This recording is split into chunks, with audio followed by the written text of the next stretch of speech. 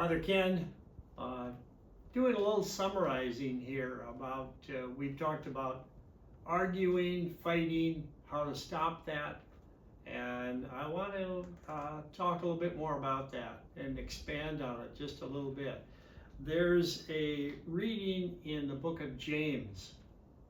That's James chapter 1, and it's 19 and 20.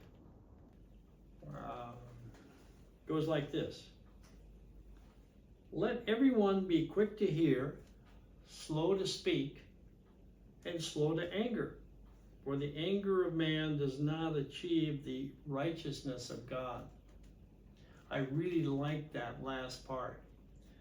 You know, so many times we get upset, we get angry, and we're going to see it through, but our anger does not achieve the righteousness of God.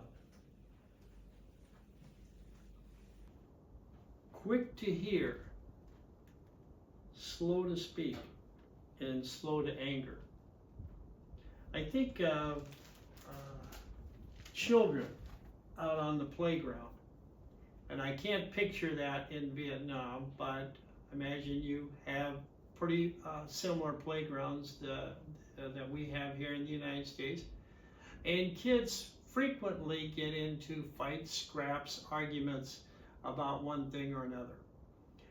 And that, by the way, is why we need adults on the playground to keep the kids in line, but also to interrupt if they're having squabbles. Just picture two little boys fighting it out on the playground, actually hurting each other, and a teacher or a monitor steps in and separates them. Now, sometimes the monitor or the teacher says, okay, you two shake hands, and well, it's really not the best way to handle that, because what needs to happen is they need to quiet down.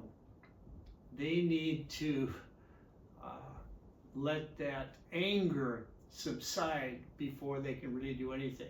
So perhaps later in the day, that teacher or principal or monitor gets them together and say, okay, now let's talk about that when you're both calm. And we want to hear from both sides, so I'm going to let each of you talk and to describe your feelings of what went wrong, why were you doing this. When you shift to adults in couples, which is what we've been talking about, how do couples have that interruption, that interference? How do they stop their arguing, their fighting, their lashing out at each other? How do they do that without a monitor, without a principal, without a teacher?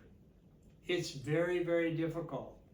So in one of our earlier videos, I talked about stopping arguments is probably the most difficult thing to do, because we want to win. We want to get our point across. We want to inform the other person that they are wrong and that we are right. We are going to win at whatever cost. But remember what the scripture says.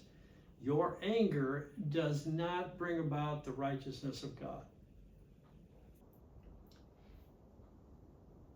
We've talked before about how to do this. The best way is to take a time out and separate from each other for 20, 30 minutes until you calm down. Physiologically, there's a stress in your body, in your brain, that unless you calm down, you can't think clearly. It reminds me of somebody who's had alcohol, and so their thinking is not real clear. Need to be sober in order to discuss grievances. So once you're once you're calm, take turns. Remember the time pieces that we talked about before, where you can give each other equal time, like 2 minutes each, and talk about this grievance over a period of maybe 3-5 turns to get this thing talked out. And hopefully you'll start brainstorming, and hopefully you will start seeing each other's point of view. Because from a counselor's point of view, both of you have correct perspectives, but it's your own perspective. And it's hard to hear the other person's perspective. Remember, we're not accomplishing the righteousness of God with our anger. Calm down and then listen to each other. Listen.